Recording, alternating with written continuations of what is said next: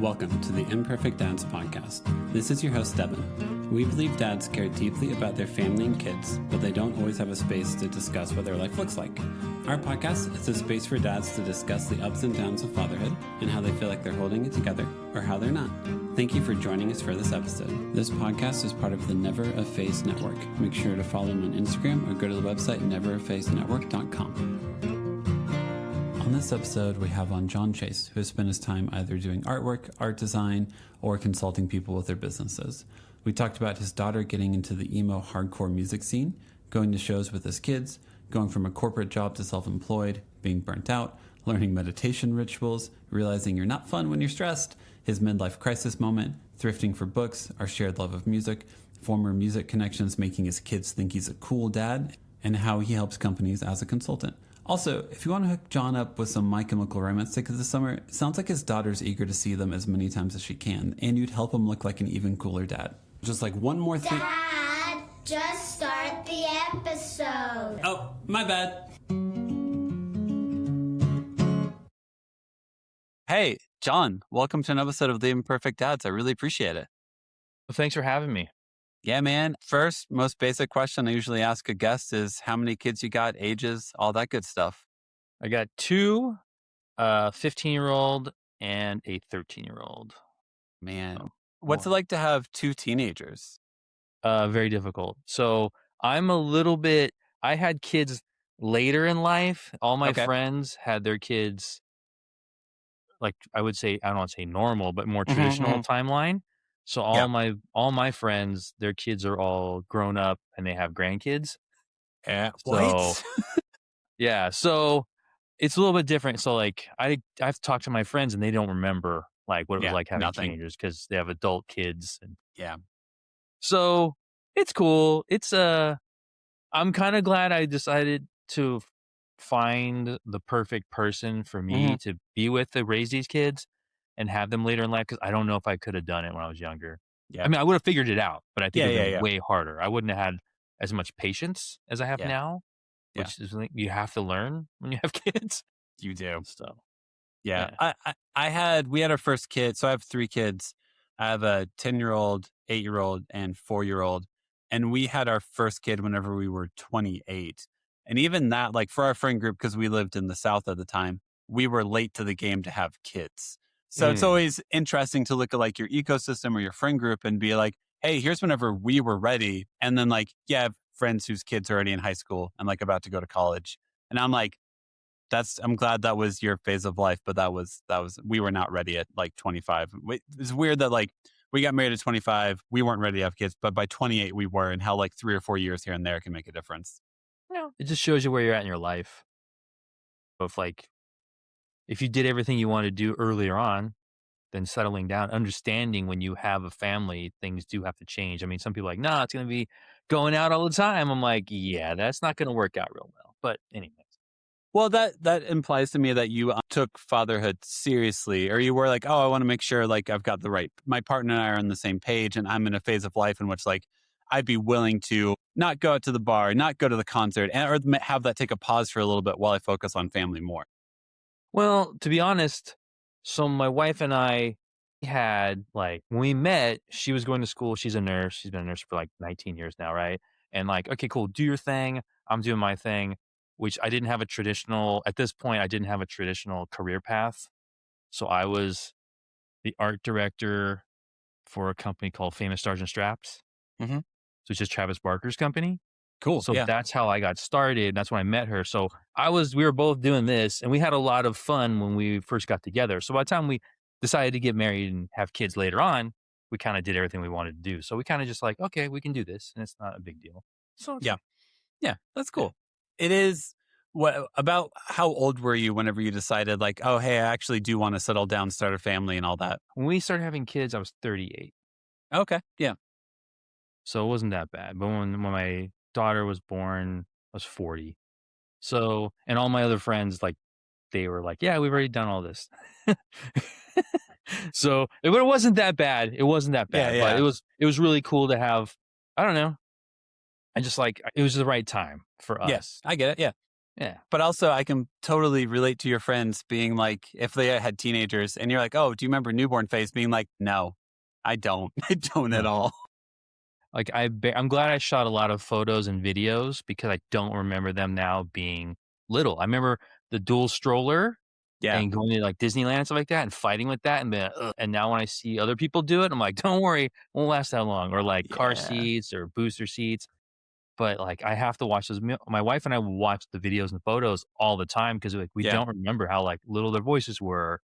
No. Now they're just in the grunting phase and just walking away and being upset and just being like, whatever. And like, what's going on? Nothing. And then just that, okay. And I have to remember it was a long time ago for me, but I still remember like, that's just how it is. Like, don't worry, they'll come around. Like in maybe 5 more years, they'll come around. It'll be cool. You watch videos to remind yourself that your kids do know full sentences. That's basically what you do it for. Yeah, 100%. Because you just like, some days you're like, dude, who are my roommates? I don't remember like interviewing these people, but they've been behind on rent also for years now. They're really not pulling their weight here. Yeah, but it's fine. It's just very interesting because I had to do a bunch of stuff when I was growing up, and that's just how it was. My wife's a little bit different. Like she's just concerned about the kids doing really well in school. Yeah, like they're doing great in school. They're all honor roll kids. Awesome. They're doing great. Like my son's doing college while he's a freshman in high school. Yeah. So he's going in the medical field like his mom. So it's really cool, but that's all she focuses on. I'm just like, don't be horrible. Don't be horrible people when you grow up. That's what we both want. But she focuses more on the school. I'm more like, just be a nice person. Yep. Just be nice. Like that too. Yep. And they're both really good at that, which is good. But it is definitely, this is that moment where like, okay, they're getting older. We can go do stuff now. Yeah.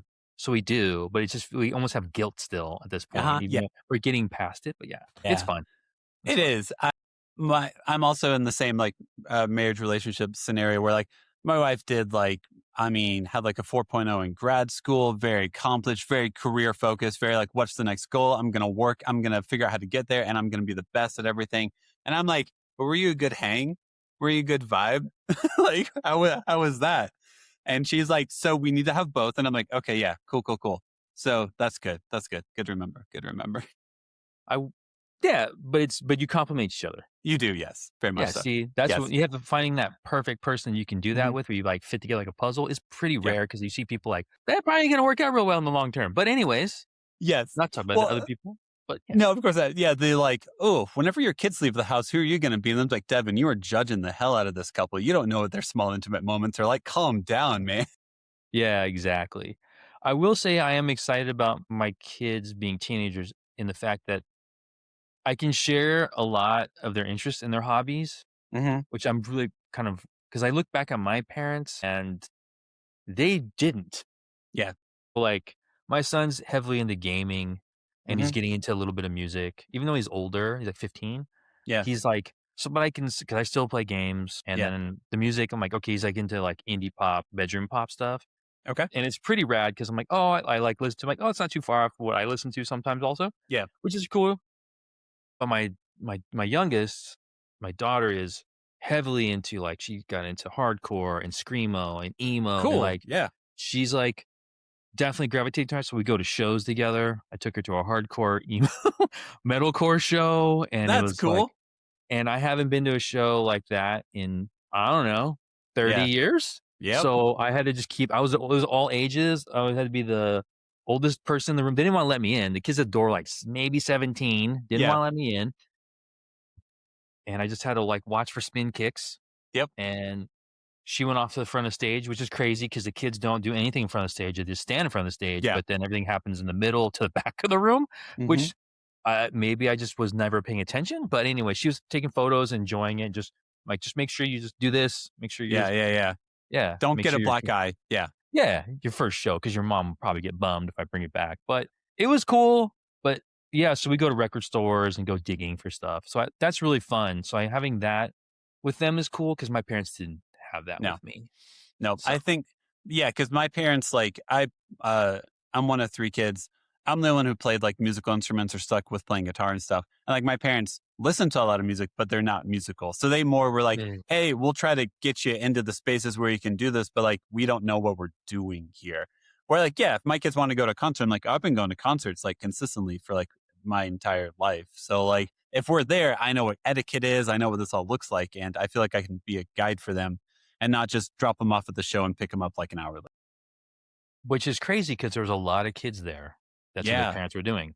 They didn't even hang out. Yeah. I mean, I'm sure the kids didn't want their parents there. I get it. It's they built that community. That's for them to go there.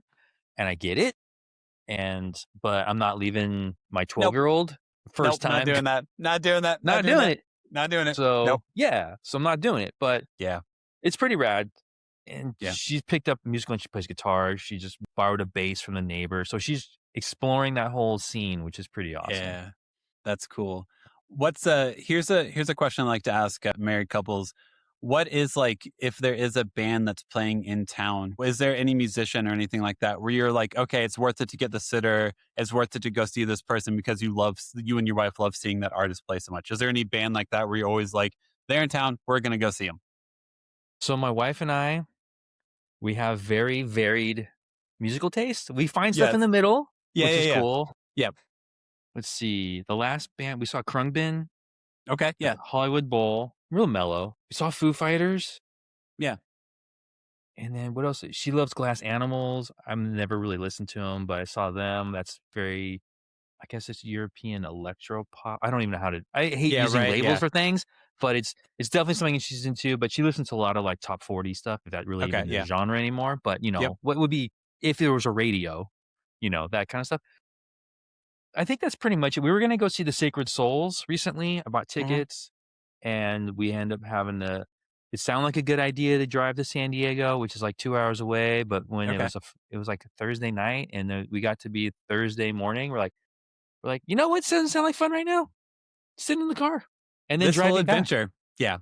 Yeah. So I sold the tickets and right away, which is actually lucky. So yeah, that's there's awesome. It's a couple, but yeah, we have a lot of like my daughter and I probably align the most in the music. Yeah.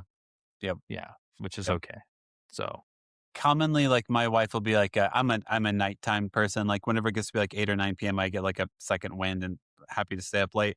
So I will commonly go to shows by myself because my wife is like, yeah, you're going to go watch some punk rock, pop punk band play. I'm good. I'm going to stay home with the kids. So you have fun doing that. I'll be over here. Which is fine because there's nothing worse than forcing yourself to go to a show and you have no energy and it's a high energy environment. Unless you go to a show and a bunch of like, I don't want to say old heads, but older people are more mellow and you can be like, all right, cool. This is fine. Like, Yep. As I get older and listen to more Americana and like Dawes and Jason Isbell, I understand it's because if there's a pit, I'm like, it looks like a lot of work. Well, and you're also like, do I feel like being sore for the next couple of days? I don't. Yeah, see, so that's fine. And I'm also not mad. Right? I understand. When I used to go to shows like that, I was mad. But I also would go to like goth shows and like I'll be the only guy not dressed like everybody else. I would just dress like how I normally dress and hang out at the shows because my friends were into that stuff. I'm like, all right, cool. So, and you don't see people usually get too crazy at a goth show. But anyways, but it's, I don't know. It's fun. I listen to The National a lot. Like The National is my favorite, like sad dad music. And it's always fun. So like, you just kind of stand in the crowd and zone out. But like, you don't there's one time someone started to try like move a lot. And I'm like, what are you doing here? He's singing a song about loneliness and isolation. Like, I'm glad it connects with you, but like, come on, we're here to be sad together. Okay. Well, I think it's good that you have that outlet where you can go somewhere and zone out because I think that's a lot of people don't talk about is that, man, everyone talks about moms and moms they carry kids. There's a lot of stuff that we will never know. Correct. But man, sometimes being a dad just sucks. Yeah. Yep. It just does. I mean, there's nothing, it's that gig. It's like being a parent. It doesn't matter. It's that gig that you get. They don't give you a manual. You kind of have to figure it out. Sometimes other people around you won't even tell you, like help you out. They're like, you just need to find out for yourself. But it's the most rewarding thing at the same time. It can be, but it's also the most soul-crushing thing in the exact same breath. Pretty much. What do you do? Because I think a lot of that is like knowing the moments in which like you hopefully can step away and recenter a little bit. Do you have the ability to do that where like if you had a rough day, you know, you feel like you're not getting along with your kids or wife, do you have like, do you know how to like step away, recenter, then come back refreshed? Have you learned that skill yet? Because I sometimes feel like I do, sometimes I don't. I have that before. I would have corporate gigs I would work for companies that are super high stress and I would have a long commute and I would use that hour and a half to 2 hours of driving to get back to do that. But then in the last 4 years, I left that world and have my own like consulting gig that I do. So I have a 1 minute commute to my studio behind my garage. So I don't get that. So I have to find that moment to be that way. But I found a new ritual because I'm heavily into rituals. Yeah, that's great. Helped me out a lot. And I'm just going to sidestep this tangent real quick. Please. And share this. I just went through my midlife crisis. Yeah, how is it? That was gnarly because I was so mad for like 2-3 months. Like the end of last year, beginning of this year. I was like so just mad about everything. I just didn't know why. I was like, and then I like snapped on one of the kids over nothing. Yeah. And then we got home. My wife just like kicked me out of the car. It's like, you need to go get tattooed or you need to go work on one of your cars or do whatever you need to do to figure out what's wrong with you right now. Yeah. And I just sat in here for like 4 hours and I just realized it. Like, I'm turning 53 in a couple months. There's not going to be 53 more years. I'm on the backside of my life.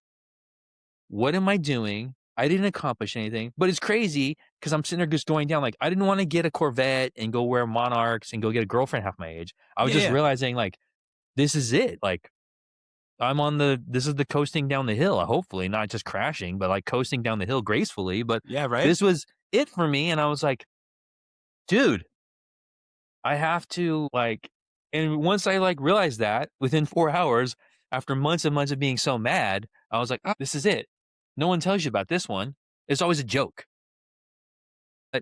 So after that 4 hours, I went and talked to her. Yeah, this is what's going on. She's like, okay, cool. And I was like, all right, cool. So my new ritual is, I get up in the morning. I usually get up around 6. And then I go outside and look at sunshine. I don't look at my phone. I like read a little bit out of a book. I kind of just enjoy listening to the birds. And this is like within like maybe 5 to 10 minutes of my morning. And this totally, for me, had made me transform my life into being like just anxiety, like all the time. But I think I realized like, okay, this is what makes me mellow. And I just try and keep that because it's hard when you have life and bills and just crazy stuff happening and then kids and like relationship and everything. So for me now, it's like starting slow in the morning and just being happy for what I have. And like when I was really beating myself up saying like I didn't accomplish anything, I got everything I wanted to do. I accomplished all the things I set out to do. I still have more goals, but I was like so down on myself, like I did nothing. Yeah. But like I have people that I brought into this world, people I want to be with. That's a huge accomplishment. Not everyone can say that, you know? Yeah. And appreciate those things. Yeah. Do you do meditation at all? Or is it kind of like a daily meditation is what that sounds like? I still do it because I have a really, like I said previously, I had really stressful career for the last 23 years. Yep. Working in different spaces. And I'd had to learn to like do that meditation, breath work, because I would be a complete nightmare basket case. So I have to do that still. But right now I feel like I just do it like, oh, I need to like, just like zone in a little bit. I just do it now. I don't do it so much like, I think I'm going to have a heart attack. Like it's like that, like changing that. Not everyone can have that. I shouldn't say like, everyone's not in a position in their life when they can have those moments because they have to find that. You can't force someone. They have to be willing to find that space inside themselves to do that. So, So cool. I do that. I have to just because like everything could be going great. And then once one of the kids walks through the door and they're just like blows the whole spot up, you're like, ugh. And it's just like, then something else could happen. You're like, it's just, But I've got that under control now. It took me a long time. I'm not going to lie. There was times when like, I was horrible. I was horrible at it. I had to like literally stop to look at it and be like, hey, you can't be miserable your whole life. I know people who are. Me too. And it sucks. It does. And I'm not saying every day is PMA, but I try to do as best I can every day. Well, I think it feels like as if someone just like kind of pushes a boulder down a hill and you're standing against the boulder trying to stop it. And you're just like, sometimes like that, it's a lot of inertia to stop. And yeah, like if working a corporate job, working a job where like you've got maybe a board to like respond to, you've got people under you and you've got all this stimulation constantly and these needs that you need to meet constantly. And in some of those gigs, no matter how you meet the need, no one's freaking happy with you. So if you spend 8 or 9 hours of your day doing that, then you go home and your kid is also like, hey, did you do this yet? You're like, oh, I can't do anything. And you're like, calm it down. That's not truth. Take a breath. You'll be okay. Figure this out. Yeah. But some people aren't equipped to it, or they're just so gone. They're so burned. Yep. They're like, yeah, the world, it's just over. Every day's it's the end of the day. Like it's the end of the world. So. Well, also, like, I know a lot of us grew up with parents where, like, they would work that high level stress of a job because they wanted to provide for their family. And they didn't have, like, a hobby to get lost and they didn't have a way to detach. So they would just come home and be mad because of their day. And I know lots of people where they're like, oh, yeah, my dad was always angry because he had to deal with so much at work. When he came home, he was still in that mode. And I'm like, oh, I never want to be that dad to my kids. So if I can avoid that in some way, then I feel like that'd be phenomenal. Yes. My dad was the same way. Nothing wrong with it. That's just how it was. And they learned that from their parents. Like, that's just it. You're just mad and you sit on the couch. And just, it's like Married with Children, like real life. And I never understood why, like, when friends would come over, he would get so mad. Mm-hmm. But I guess he was just like one more person in this house. Yep. So I never wanted to be that way also. And I think that's why I went a different career path than what normally would be. Yeah. And I think that's kind of just being like, yeah, man, I don't want to like never, and I'm not knocking anybody. I just never wanted it's to reality. be, It's reality. Yeah. I never wanted to be that guy wearing a polo tucked in, like, that wasn't my goal. I didn't want to sit, but that's everyone has a decision to make, and that's what they want to do. And some people like, they go to work to go make money, to go do things, and they just shut it off. And I kind of am jealous of those people though. They go to work, they come home, they shut it off, and on the weekends, they don't think about it. Like, that's kind of like, wow, that's kind of rad. It is. I think the assumption I have is like, to live the lifestyle you want, you need to have a certain level of stress to be able to get paid enough in which you can live that lifestyle. I guess it's like I don't know if it's a lie or not. It seems to be reality, is most people I know who make good money have a stress level that makes them not be able to be mentally present to enjoy the money they just made. I have been in a couple positions where I'm such a zombie. Yeah. And I'm not, and it's not a brag. It's just like, okay, cool. Yeah. You did the thing. And now you are just like so out of it that you're just like, so like that was a big deal. Like, I remember the first time I left a position like that, I was like, dude, I was on the edge of like not making it through it. I was really close to ending my everything. Yeah. Just because it just was too much. It all up. Yeah. And I remember just sitting there and talking. Now was my girlfriend, now my wife. I'm like, money is like, I get it. And this is my first time making this kind of stuff, but it was like, dude, I'm not happy. Like, I'm ready to just like, not be around. We're moving, we're changing everything. I don't care about it. We're eating cold rice for the rest of our lives. I don't care anymore. Well, it's funny because you're always programmed to be like, you need to do this, you need to make this, and just keep going higher and higher and getting more stuff and more stuff. And then you're just like, dude, no one's happy. Some people are. I mean, there's some people like, I always say that's my joke when you see like they got this huge house and all this stuff, like, but are they really happy? Are they happy? I don't know. I was like, they're probably not, but they probably are, but whatever. Yeah. So I know exactly, like, that's the thing. So it's just making those decisions in your life to be like, this is how I want to be. And a lot of people like will frown on you or look down on you, but you're like, you know what? We're cool. Yeah. Everything's fine. I don't have to buy a new car. Yeah. I mean, I don't know if like American culture is ever like, hey, you're now satiated. Like, you've had enough to eat. That, like, none of that is American to me. It's not very Western culture thing. So you have to have the moment in which you realize that like you've been overeating or you've been like scarfing your face whenever you're like, hey, you don't need to eat like this. You don't need to be like this. Like, it is, I guess, getting more like Zen, more learning about like Buddhist practice, honestly, and meditation. Be like, hey, actually, you probably have everything and you're okay. And also, that's kind of a privilege if you have everything and you're okay. Yeah, because not everyone can say that. Correct. Yes. Yeah, you're right. It's just like, and I'm not knocking it. No. That's just what keeps this whole world moving. Mm-hmm.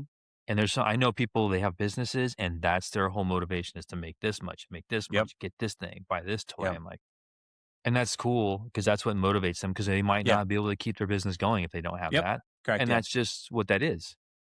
It's just sometimes it just makes people unhappy. It does. Yep.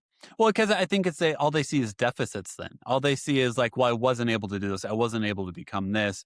And I'm more like, but who were you able to be? How were you able to act? And can you let that bring you joy as opposed to how you weren't able to step up or something like that? Because of course, if I think of all the ways I should have done more things, I'm never going to be happy with who I am. But what did I actually do and what changes can I make for the future? Yeah. I've learned for myself to be appreciate just little wins. Is sometimes people just like, oh, it's got to be the big thing instead of like focusing on like, yeah, this was cool. Like it doesn't have to be some grandiose thing. It can just be like, yeah, that was cool. Some people I know always looking for the next thing, the next big thing. Like, what's the upgrade? Instead of being like, this is cool. Like we missed the moment, or people are so nostalgic for a certain era because when they were living in it, they didn't realize it, but they weren't living in the moment. I feel really bad for my kids right now because they're too busy. Well, actually, I'm pretty good about that. I try to like show them like, hey, just be in this moment. Mm-hmm. Don't have to record it, live it, and just keep it up in here, which is such a what? Didn't happen if you didn't capture it. All right. So they're pretty good at that. They'll like take stills or something like that. Yeah. But I think just enjoying the moment, I think is really huge right now. And I think I think more people are realizing it again. I think everyone's just so caught up in like going fast. Yeah. I can record a song, someone playing a song. I can take a million pictures of it. If I wasn't there to actually be there for the performance and everything, it doesn't mean anything. It doesn't matter. It's interesting because you take yourself out of the moment by looking through the back of your screen, right? Yeah. But if you watch any show, except for ones where they pull phones, yes, everyone's recording it. And then I'll watch it on YouTube later on going, oh, this band played sick. And I'm like, but now I'm part of the problem because I'm watching this. But there's a good chance I may never see that band play again, or they might not come out to where I'm at. So I'm kind of the problem, I guess, at the same time. I will record like maybe a chorus. Like I'll record like a chorus or something like that. And then if like I have a friend where it's like a shared interest or a shared moment that we've had together with the band, then I'll send it to them. But then whenever it comes like the second chorus, I'm like, Devin, stop it. Like stop recording. Put your phone in your pocket. Pay attention. Yeah, it's kind of wild. It's just like everyone has to. Yeah, it's kind of interesting. But I've also made the move for myself also to enjoy and this is such a. I had never got rid of. I have my own Blockbuster video and my other studio. I have all my DVDs, VHS tapes, right? Yeah. And I would just go there and rent stuff out of my own stuff. But I went back with my kids now and go, hey, because we're all kind of fed up with streaming because they lose a license, or whatever. Yep. So we've been going through and we just went through and just did found a bunch of record stores. The library's great also. Library's great, yeah. Yeah. And they'll have the Friends of the Bookstore. So $1, $3 Blu-rays. So we're just collecting this stuff and watch a movie every week on a format that's not second screen and make everyone no phones. Yeah, that's cool. And it's and you think, oh, they actually enjoyed it because they weren't zoned out on something else. But I know that's kind of everyone knows that, but I don't think a lot of people practice it.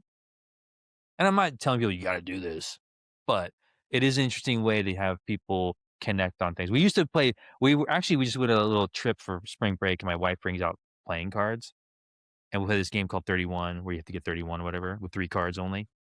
And everywhere we went, we were playing it again, which is really cool because we weren't on our phones, and parents were walking by, and for funsies, I threw out money on the table, and some parents were like, "What? They're playing for money?" So, and then my daughter took all the money. She didn't win, but she took the money. But either way, she was earned still it somehow. Yeah, exactly. But those are the things that we're doing right now just to because right now I feel this is my last moments before the kids start to get older and they're out the door more. My son, maybe not. My daughter's ready. She's goes out and gets adventures already at 13. Yeah. But soon they'll be gone. I won't see them, till they decide to like they need money or something happened or whatever, or they're just like, I have nowhere to go or whatever, Well, So I've heard of some people trying to figure out, because like I think like maternity or paternity leave is always focused on of like first couple of months of a newborn, you want to be physically present for it. But I think more people are now trying to figure out like, okay, I have 4 years of my kids being in high school. These are 4 very formative years, and then I'm releasing them into the world. How do I not take a step back in my career, but how do I be more physically and mentally available for them? Because these 4 years are really going to matter to both of us, honestly. So I think more people are trying to figure out like, all right, how do I make sure to be here for this? Because it's really important to know that. Because, yeah, you basically are knowing that in the next 5 years, both your kids will probably leave the house, be off in college, and the next 5 years are pretty important for you. Yeah, because that's how it is. But I don't think a lot of people want to focus on that because it's scary. Because you're like, yeah, it is. Know. It is scary. Yeah. And then if you look at, and I feel bad. I don't want to point fingers, but like you go places, and maybe because I'm late to having a phone. It's kind of funny saying that, but I probably had a phone for like 20 years now, 25 years maybe. Which doesn't sound like late to the game, but it kind of is. But like I don't always use it, mainly because for me, working with a phone was always just too much. Like I had like at one point I had 3 phones because I was so busy. That's a lot.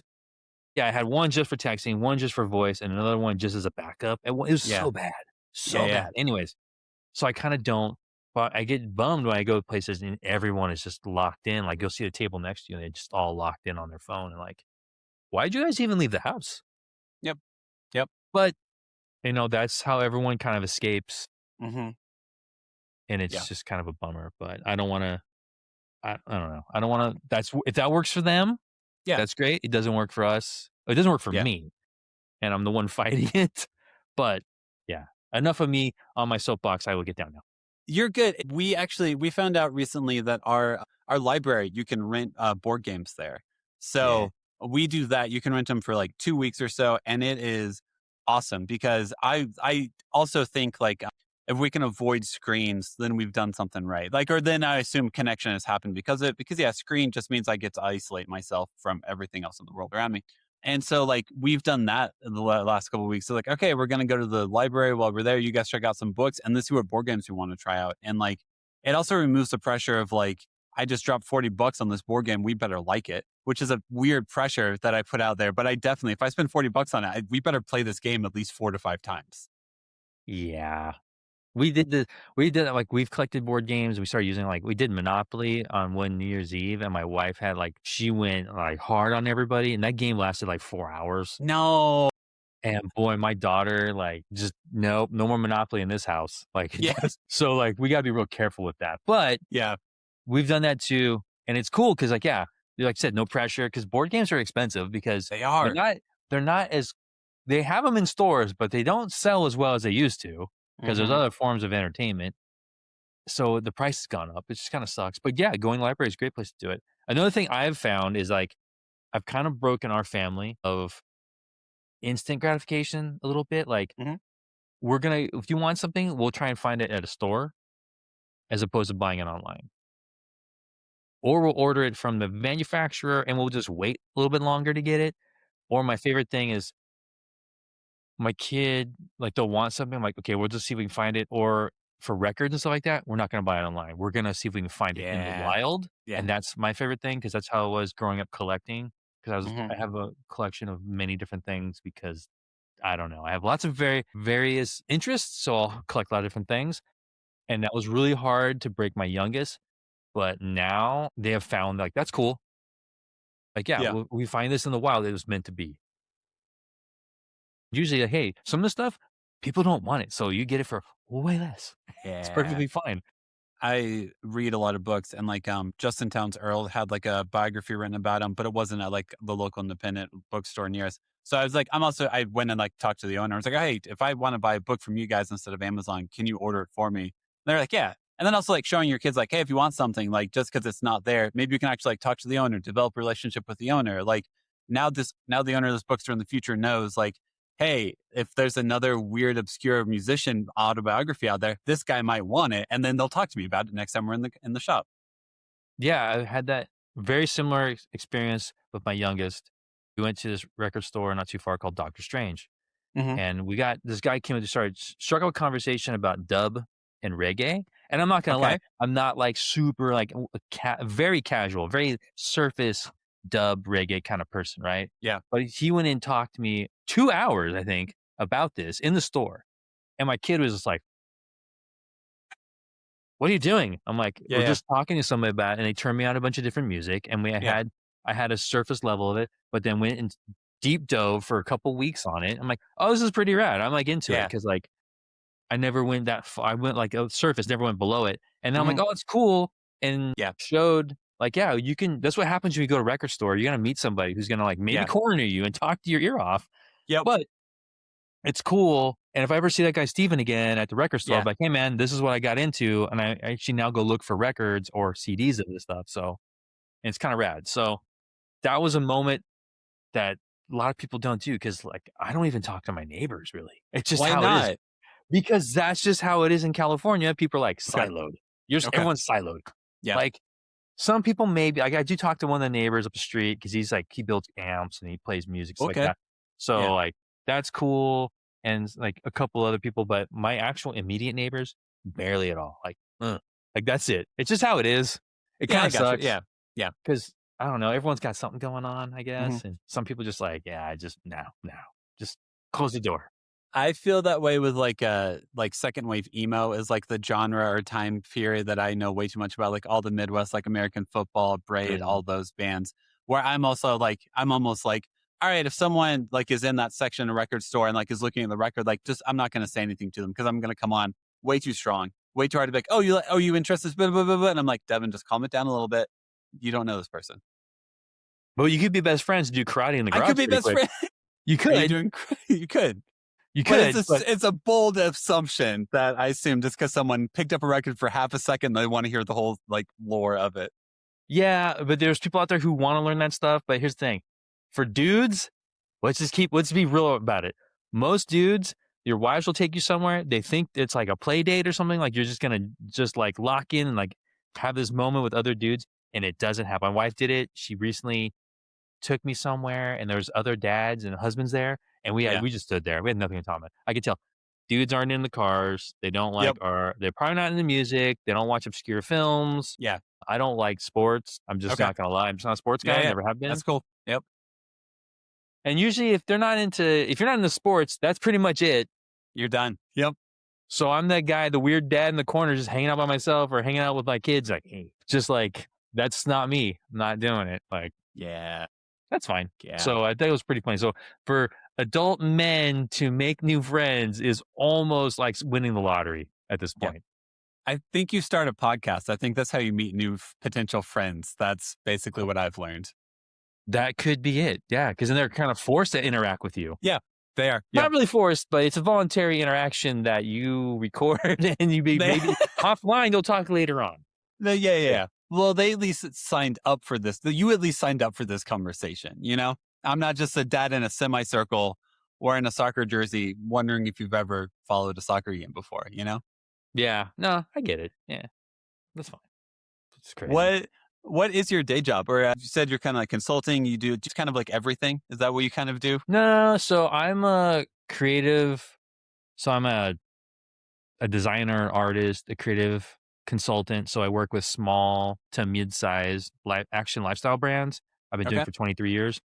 And then so I like work with these companies to help them get organized because most of the time in action sports lifestyle, you're usually athletes who are great at what they do, but they don't understand the business. And usually for soft goods, like apparel brands.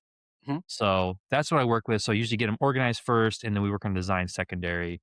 And then the whole idea is to help them realize their potential where they can get off to the next stage. Because usually when I'm done, they're moving on to something else. And usually a lot of times suits come in and acquire them. And then the passion gets kind of like extinguished for me and then I move on to something else. So right now I work with a couple different brands like Dirt Bike Kids, freestyle motocross brand. It's owned by Twitch, Jeremy Stenberg. He's like been around for a long time in that space. X Games winner and stuff like that. Really cool dude. Reminds me a lot of early Famous Stars and Straps days. And I worked at a company called Hoonigan, which was Ken Block's company. I worked with them for 7 years. And then that's where I left actually to go do this. And then I worked with Von Gittin Jr. Motorsports out of North Carolina. he has a drift team. He's a champion. And I've known him for a long, long time, actually. So I've worked in these different spaces. So that's what I do. So I'm home. Like I work 4 days a week. I'm like on site with one of my brands, like 2 days. The rest of the time I'm home in this room. And that's what I do. So I do artwork. I do a lot of just planning, sequencing, stuff like that. So it's like I get to be creative, but help them realize what makes them who they are. Help the North Star. Because a lot of these companies, like they get caught up. They just absolutely. Little vacuum. So I've been doing it 23 years. So I've worked with, like I said, it's fun. That's awesome. That sounds really cool. And also it makes a ton of sense of like step one is organizing and basically being like, all right, who are you guys? Like, and what do you got going on? And it's like actually put it on paper. Cause a lot of small businesses are like, why are you doing this? Someone needed to, I'm still doing it. And maybe we should I hire for this? Someone else should be doing this. I don't know. Well, yeah. Cause like they need to be doing their thing. And like, there needs to be someone like, here's how you should probably release things and like, just like build upon it. So I just like that world because I've only worked in the last 23 years. I've only worked with people who've been like, we pretty much wear shorts and t-shirts every day. Like, that's it. Like, that was my goal in life is to just be that guy. Yeah, man, that's it. But I mean, hey, sometimes you have to wear something like for court or a wedding, whatever. You never know. So it's fine. And maybe it's the same day, which would be very convenient. Yeah, so you can knock two out. So that's what I do. That's what I do and I feel like I mean, dude, I've worked with a lot of people in the music world too, which has been really crazy because I didn't realize it till my daughter recently like started noticing, well, you did this. I worked on that one. I worked on that one. I know this person. And then it's not a brag. It's just like I worked in the music industry. Yeah. And I met all these people and I got to work on projects and that some of my stuff still is floating around. So it's kind of rad. Yeah. And then to see like, and like she picked up on it and like just went, oh, this is cool. So it's kind of rad. So it's like her discovering these things. I'm like, oh yeah, I totally forgot about that stuff because that's something I did 20 years ago. Yeah. And I just kept it moving. So it's cool. So that's what I do. And so I'm like, drop off the kids from school. My wife's doing her shift at the hospital. I'll pick up the kids from school and then I won't see them again till dinner because they're just going to be doing their own thing. But so that's what I do. So I'm happy there because before I would be gone at 9 o'clock in the morning, come home at 9 o'clock at night. Oh man. Yeah. And then Hoonigan was like, is an automotive lifestyle and has a YouTube component. So I would be like doing my design director job and then doing a YouTube. I'd be hosting on YouTube. I'd write story arcs and like, by the time I get home on the weekends, if we weren't gone or on the road or filming, I was just a zombie. So like that was a big switch for me to not do that anymore. So like now I'm like, cool. If I work Fridays, my day to work on my own projects or collab or pick up extra work. And then weekends I try to be like, okay, what are we going to do? That's awesome. but it took me a long time to design my life that way. Absolutely. Yeah. No, this is the culmination of probably lots of years of you being like, where am I this weekend? Where am I mentally this weekend? I'm not present for anything. And to figure out the path, because none of that is simple, man. All of that is a lot of work, a lot of frustration, and a lot of time to figure out what the hell this actually looks like. Yeah. And I have this habit of going super hard and going right back to my old habits of like, I'm just going to work super hard and keep saying yes to these projects. Yep. And then like, yay, I made extra money. And then I'm like I just like, and just fried. And my wife's like, yeah, you did it again. So like, she always reminds me like, because she can see me, I just get too far and I'll just fall off and I'm like just miserable. So like, okay. So I've designed this life and I'm really happy with it. And it seems to work out well for us. So. That's great. Well, it's really hard to, especially if I'm assuming you have a pretty big like entrepreneurial spirit to you.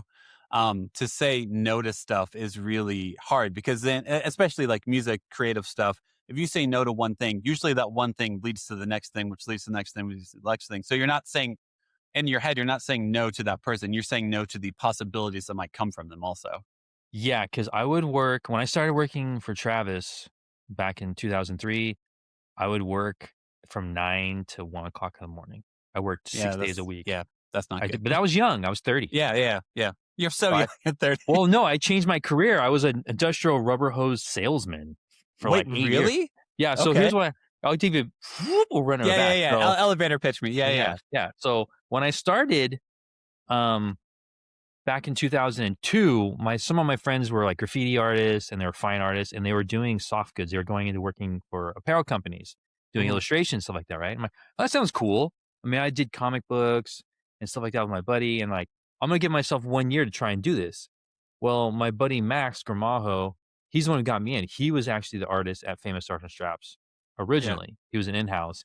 And then after 6 months, I got my job. I'm like, all right, cool. I didn't know how much I was going to get paid. I didn't know if I was going to be there for 2 days or 2 weeks and being there for 5 years, but I had no idea. Okay. So I didn't use the computer really. I was doing Photoshop, and then I get the first day of work. I'm like, oh, we don't use Photoshop. We use Illustrator. So I teach myself Illustrator over the weekend.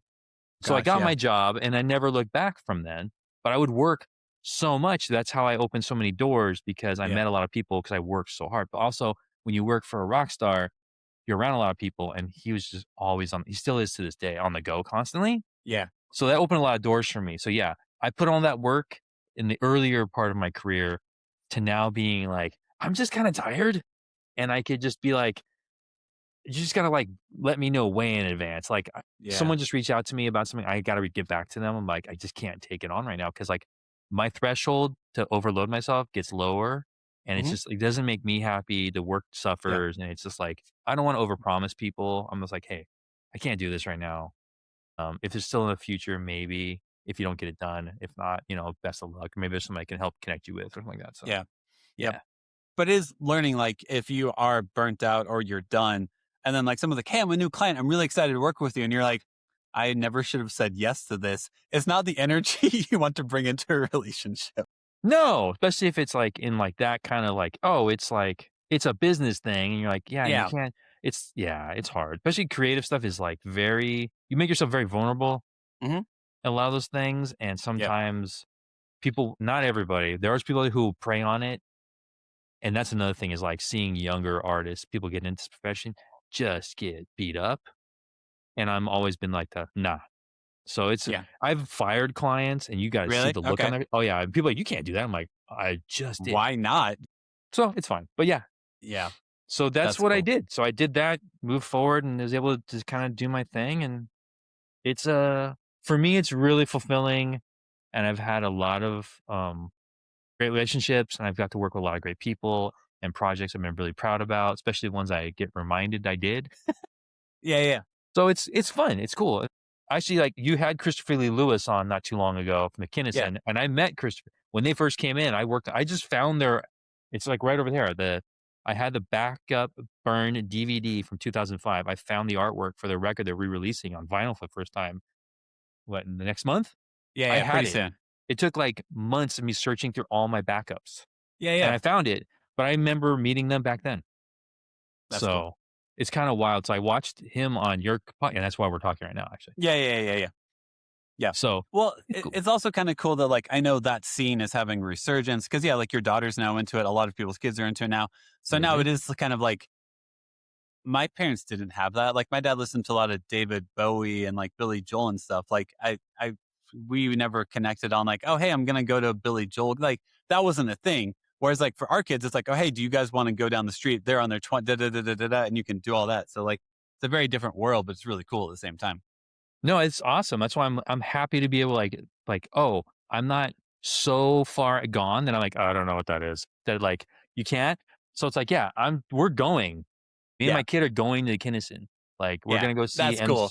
We're going to see MCR twice this year. Nice. And then like, she's going to try and go a third time. She's like trying to get her aunt to like send her to Texas to go see him a third time. I took her into January to go see Mikey Way, the bass player from MCR. He signed his comic book.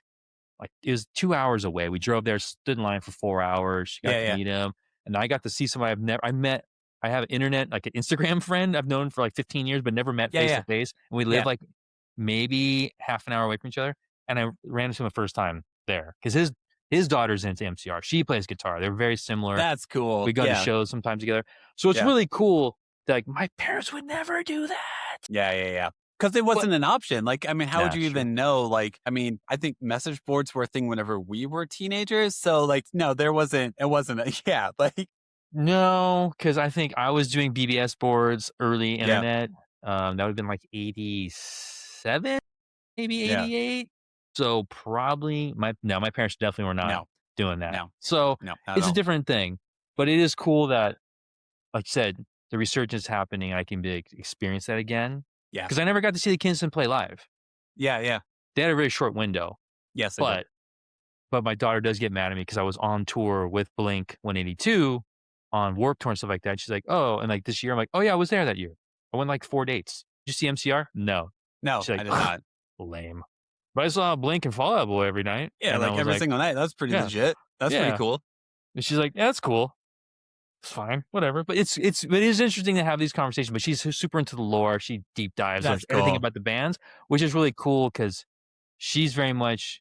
She'll go do the research. I think it's really awesome because I think a lot of the kids, especially now with this nostalgia for bygone decades and eras, like they just look at it surface. They don't like want to know like why things were. Yeah. So it's cool to see some of these kids are like down to like, why was it? Cool. Yeah. Yeah. Has she read like any Dan Ozzie books yet? Like Sellout? Okay, so Sellout is Dan Ozzie, who did like Mark Hoppus's biography and Laura Jane Grace's biography. It's basically him going with all those bands from like the 90s and early 2000s. So like Blink, Green Day, Jimmy World, I think Rise Against Me, all these bands who went from indie labels to major labels and what that experience was like. I think Thursday is one of the ones he talks to also. But it has all of that lore. There's another book called Where Are Your Boys Tonight, which also is like a huge deep dive into that scene. I can't think of who writes that. I'll message you both of them. But both of those are two books that are very late 90s, early 2000s, that scene focused. And because it does like all the lore, talking about hanging out like in basements in New Jersey and all that stuff of how that scene got started. And if she wants to do a deep dive, those are two books that are very easy to read and really fascinating. That would probably be good. So I appreciate that. Okay, cool. Yeah. She's not much of a reader, but we just bought a book. She just got a book this weekend. I was like, whoa, it was a big deal. So that might be perfect because it's something she'd be interested in and be great. So yeah, I appreciate that. I think Where Are Your Boys Tonight has Gerard Way on the cover of it. So that would probably also be a selling point. That's all I had to say. I think if I could choose one of those shows to go to, it would probably be, I'm pretty sure they're playing Wembley and that Sunny Day Real Estate is opening for them. And I think watch, like, that'd be pretty legit to watch all of that. We're going to Petco San Diego, and then we got tickets when they announced they're going to play with the Used in Hollywood Bowl, so I got those, but we had to get. That's cool. I joined the group. I was one of their fan fans. Club. Yeah, I got in there super early, and I still had to get like for Hollywood Bowl. I got seats so high up. I don't even know if we're actually inside the Hollywood Bowl at this point. Yeah. She has plenty of time because like, okay, here's some used CDs. Like, here you go. Like, listen to some music. She's like, all right, cool. But like, yeah, man, like that would be. I'm actually kind of excited to see them just because of their production. And then she explains so much of the lore and like everything and MCR5 and all this stuff. God, like, yes. So I'm like, it's funny because I actually had Sweet Revenge, on my iPod because I rebuilt her mom's iPod. She uses it. I rebuilt mine like a year and a half ago. So like, that's cool. We're like, she's like ripping CDs and putting them on her iPod and just doing it. It's still digital, but it's still not. Yeah. I got streaming. You. Yeah. But like, yeah. So I'm excited to actually see those shows because it's just, I missed it, even though I could have seen them on the side stage, barely cracking, but it's okay. It's okay. Yeah. They see them now in their glory. It's just, it's wild that she's obsessed. It's cool. Awesome. Like her whole room is plastered with just the most random stuff. Like she's obsessed with Jackass too, which I think is pretty funny. Sure. Very early 2000s. Yeah. But about it. Very about it. Like that's cool. So it's cool. But yeah, anyways, I won't take any more of that time talking about that, but I'm excited about that. And then I got my son like just through connections, like one of the bands he listens to is called Make Out Reef. And they're like a bedroom pop, right? Really small. And I was looking at members over the weekend. I'm like, oh, let's see who the members are. And it's like this guy, Liam Reese. I'm like, oh, Reese. I wonder if that's Reese's son. So Chris Reese is in Long Beach. I used to work out there. He was the drummer for Social D. He left the Lude. He joined Social D. And then he retired. And then like, I wonder if it's one of his kids. So I message him. And he's like, oh, yeah, that's my son. Yeah, he's playing. He's playing for Make Out Reef, and he plays for Couch Dog or whatever. And they just finished their tour. He's touring for both of them. And he put three of his sons through college almost simultaneoly. So I think this is the one son. I'm not sure about the other two if they're playing music. But like, yeah. So it's just random. That's cool. That like, so my kid's like, oh, and then Chris is like, yeah, if you ever want tickets, just let him hit me up. Yeah. Yeah. That's my kid was like, so that was one of those moments where like, okay, networking I'm not asking for free tickets, but I was just cool. Oh, this is this dude. This is his kid. He's the music you like. And like, it's cool. It's not that big of a world after all. So yeah. I would love for At the Drive-In to do a reunion just because one, I think that Dan Ozzie book Sellout talks about At the Drive-In, and he's very much like, oh no, this band was so intense and burned so brightly that they crashed as hard as they played on stage every single night. Yeah. I mean, if you watch that, they had that famous performance when I think they played on a TV show in the UK. Like Letterman or something. Yeah. Oh, they played in the UK and they just like, yeah. Omar just stopped playing guitar and just broke and started playing a ukulele or no, we played the cowbell or something like that because but it's so crazy. They're like so awesome, but I don't know. It's like I'm kind of bummed. I didn't get to see the Refused play. I missed and I missed seeing them play their final show, which they did stream. Yeah. And I didn't get to see that. I'm kind of bummed, but like At the Drive-In would be cool. I think Sparta's playing. Sparta just released a new record. Yeah, Jim Ward's back at it. Yeah, he's back at it. Yeah. Yeah, so I think it's cool. At the Drive-In would be awesome. I don't know if it could ever happen. I don't know if it could ever happen, but I would be there to stand in the crowd and like just be in amazement that I get to watch them play. Not even like if they could have a shit performance and I'd still be there and be like, I'm watching At the Drive-In. This is pretty cool. Yeah, because I don't know if they can move. No, those songs are super intense. Those those songs, and you can't just stand. You have to move it. Yeah, it requires a lot of inertia to play those songs. Yeah, the energy is insane. So that would be great. All right, I'm gonna wrap up with 5 questions. They aren't rapid fire or anything. There's kind of fun icebreaker questions, and then I'll send you on your way. First question is: did you have any backup names for your kids? Like, did you have any names that you almost named your kids? Oh my gosh, dude. Yes. It's pretty funny. So the oldest, his name is Gunnar. At one point, and this sounds horrible. I know people will be really judgy about this. We were considering naming the kid Ghetto Blaster. Ghetto Blaster? Yeah. We decided not to do that, but we were seriously... That's probably good. We were seriously thinking that, but we still got heat from some of our family for naming him Gunnar. Yeah. But whatever, dude. It actually came from The Expendables, the movie. It's Dolph Lundgren's character. Whatever. My wife and I, we had lists of names, and we were watching The Expendables when she was pregnant, and we're like, that's it. And that was it. We got it. Can't help it, nerds. What about Ghetto Blaster? Where did you get Ghetto Blaster from? I think it was just like, it's like Audio Pilot and like Apple. Yeah. There's like there's a certain time when people were naming their kids just the craziest names. Yep. And I think we were just on that wavelength. Like, yeah. And then you're like, no. He has to be an adult at some point in time. GB? What, do you just abbreviate it? Like, what do you do? Yeah, exactly. So that was probably, we dodged that one. I mean, hey, they wrote that, Johnny Cash wrote that song, Boy Named Sue. I mean, come on, he wrote a song about it. Actually, Shel Silverstein wrote that. Oh, okay, see, here's the thing. I didn't know that. So I learned something new today. But re-listen to it and you're like, this is totally a Shel Silverstein poem. Okay, so it's not even a cover. It's just like... No, Shel Silverstein, I'm almost positive. You can Wikipedia this later. He wrote 2 Johnny Cash songs. I'm pretty sure Boy Named Sue.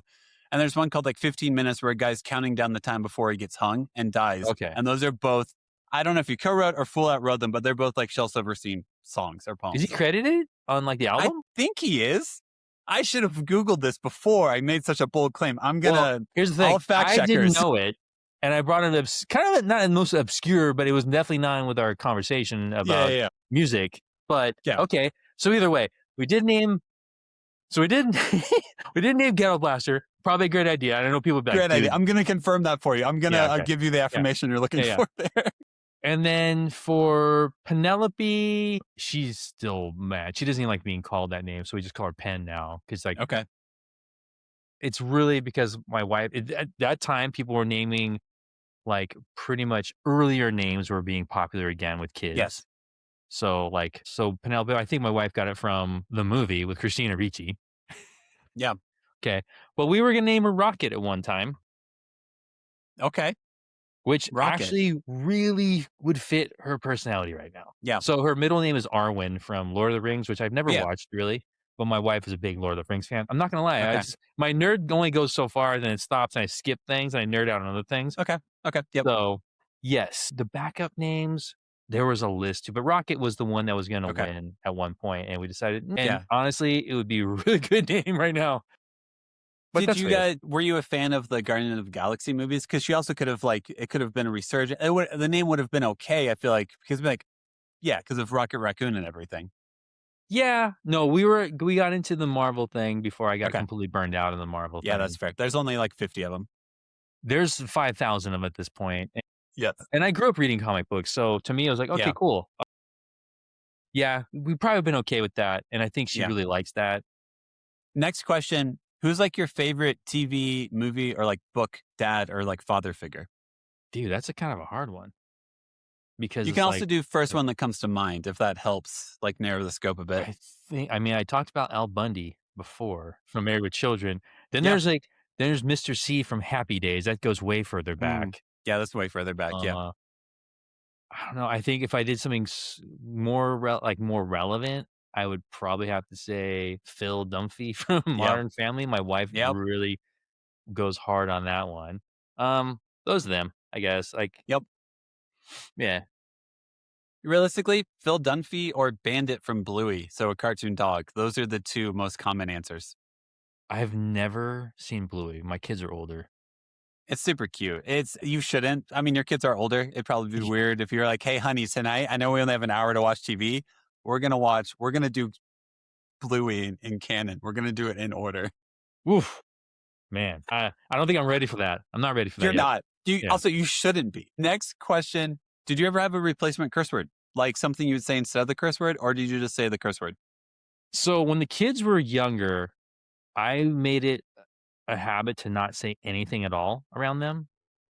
In general? You just didn't speak to them? Yeah, no. I took a vow of silence. I just didn't say any of the words around him at all. Yeah. I'm not knocking my wife. She definitely can talk like a pirate. Yeah. And then I would go to work and still have that mindset because the kids were younger. And now the kids are older and we don't have a real strict policy. We used to, and it kind of got more lax. And now I'm just like, man, are we in a bar right now? What's going on around here? So I sometimes still kind of, we didn't have anything. I just didn't say anything. There's some people that say what was it? Hecka. That's a Northern California thing instead of hella. Yeah. I never did any of that stuff. I have friends that did it. I just kind of yeah, man, whatever. I just never said anything. Yeah. And now it's it's a free for all in our house. I'm sorry. We're not bad parents. I'm just telling you, it's the way they are. They're just no. Yeah. Well, there's going to be the age where they're saying the words anyway. So if anything is oh, just don't say this in front of I don't want you to get your ass beat and I don't want you to get expelled. So just, that, right? When to say these words, right? Yeah. And I'm you just don't just run them just in a long train and just keep saying it just to say it. Whatever. You know what I mean? Like you said, they're old enough now. They're going to say it. I remember the first time my mom heard me say she heard me say shit. And she's like, I heard that. And I was like, she was downstairs in another side of the house. That's awesome. I was like, oh. So awesome. Even to this day, I barely say that stuff in front of my parents. Sometimes I do, but usually I try not to. Because that moment, I'm like, oh. Because I'm like, oh man, she's going to know for some reason, somehow. Yeah, exactly. So did you use any alternative words? Or do you? I do sound effects more. My kids are still a little bit younger because they're 10, 8, and 4. And so I still have to. So, but no, whenever my youngest is 12, I did. I told my wife this the other day. We live out in Colorado and there's a thing called the Manitou Incline, which is literally an incline that you walk up and it takes an hour or two to do it. So we made our kids do it.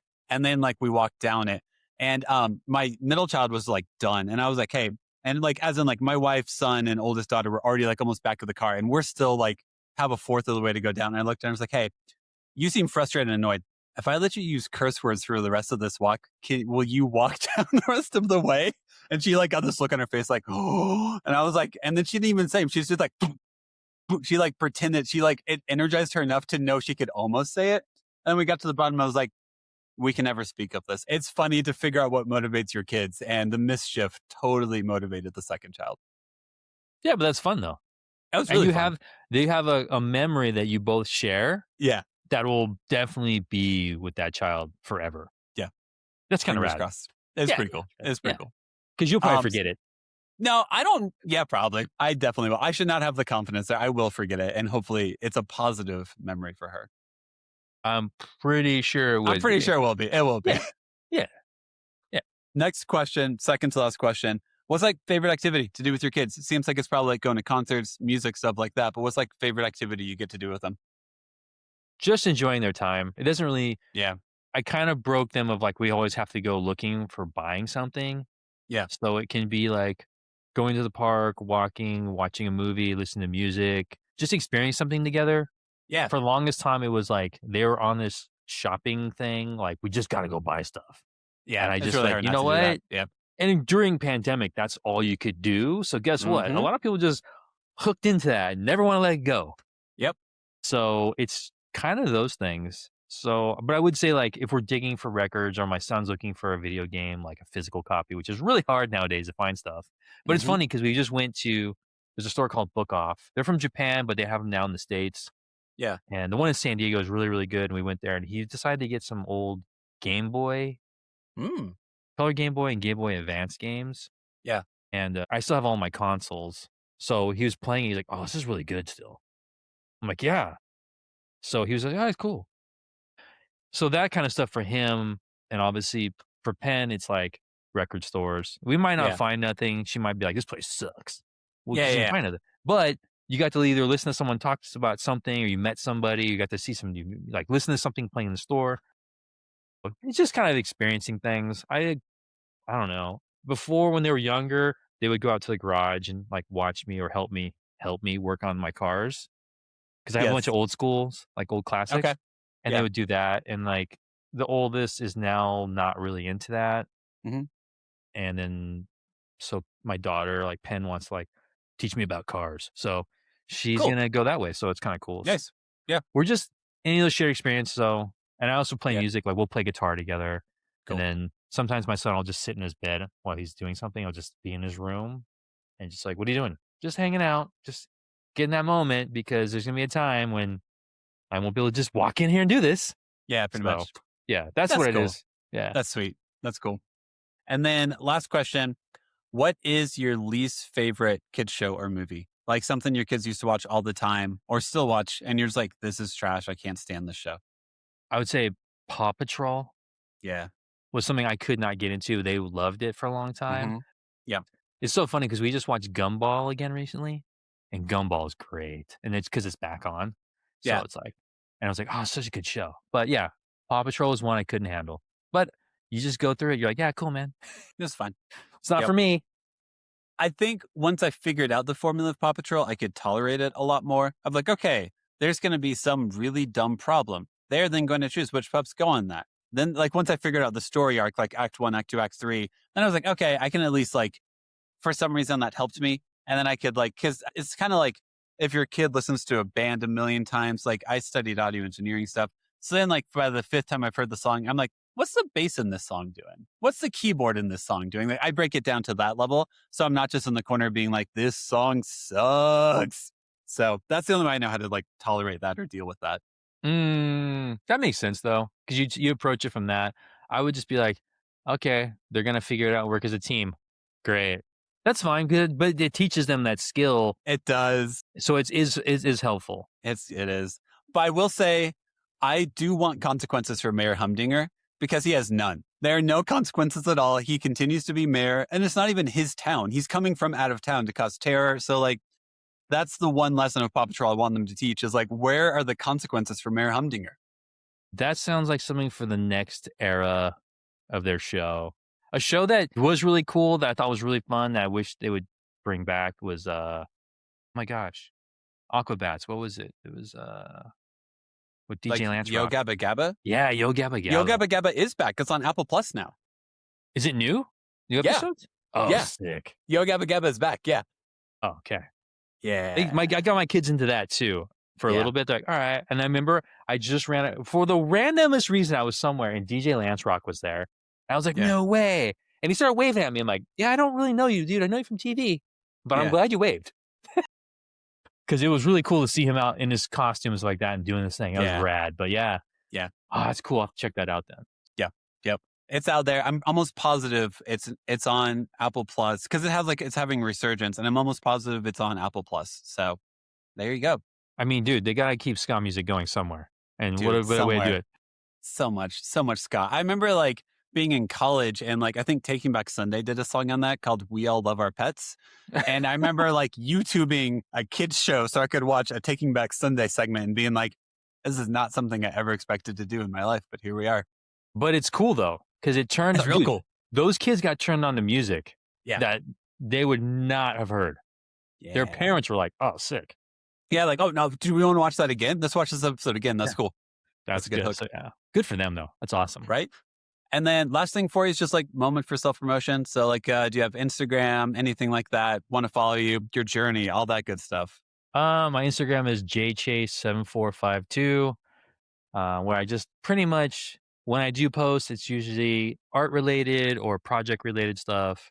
I just posted some stuff on there recently that was my journey at Famous when I first started 23 years ago. So it was early 2000, the style, what was going on, the people I was hanging out with. Cool. Yeah. So it's pretty rad. My website is jonchasestudios.com, Jon, no H. Nice. No H.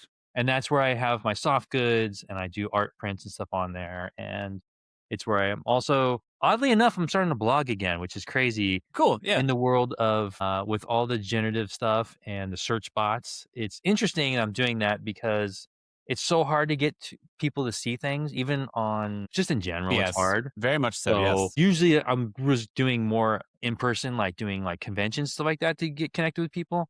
Mm-hmm. But I had to take a step back because I'm actually releasing my own shoe. I designed a shoe because I've been designing for 23 years and I learned how to do sunglasses and watches and denim and other apparel and jackets. I wanted to do shoes. Yeah. So I took a class last November from a person I've met 30 years ago who got into shoe design, worked with Circa, did Muska's shoe, is still working in the shoe design world. Yeah.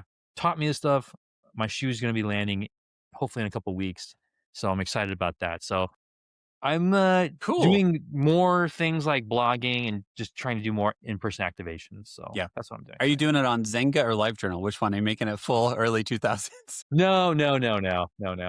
It was so funny because because the Kinnison just posted a screenshot because I used to update their website for them when they were doing tours and stuff like that, and it was the worst. Do slice with Dreamweaver and then put it up the most just chaotic. I totally forgot about that. And I posted. I'm like, oh, that's right. Yeah, this is what it used to be. Time. Yeah. So no, just doing a little thing, but I don't know. It's just that's cool. Just sharing my process more and just I don't know, just doing the thing. Yeah, that's it. Nice, sweet. So yeah, thanks for hanging out with me. Thanks for talking about being a dad, creative stuff, and all the stuff that comes with it. It was fun. Thanks for having me. If you ever want to keep talking about it, let me know. Cool. Yeah, I appreciate it. No, genuinely, I'll send you a message. I'll text you or I'll message you my phone number, all the good stuff. Maybe we can be real friends. We could. Maybe.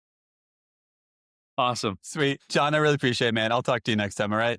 Thank you. Cool. Thank you. Have a good one.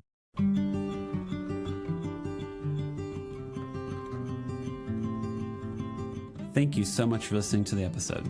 Make sure to follow us on Instagram, TikTok, and YouTube at The Imperfect Dads Podcast. And make sure to give us 5 stars wherever you listen to us. Music, editing, and production is all done by me. Make sure to tune in on Mondays and most Thursdays for new episodes.